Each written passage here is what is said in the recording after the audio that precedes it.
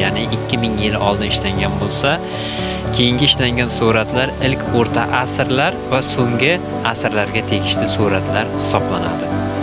Suratlar bir-birini takrorlamas darajada betakror qilib ishlangan va har bir surat o'ziga yarasha ijtimoiy ma'no mazmunga ega hisoblanadi.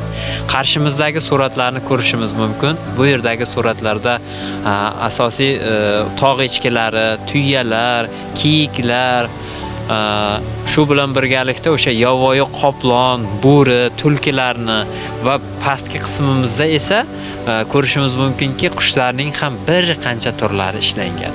Bu suratlardan ko'rishimiz mumkinki, bizning bu hududlarimiz yovvoyi tabiatga nihoyatda boy bo'lganligini, shu bilan birgalikda tuyalarning qatoriga qarab olishimiz mumkinki, bu hududlar qadimdan savdo va hunarmandchilik rivojlanib, bu hududlarda savdo sotiqning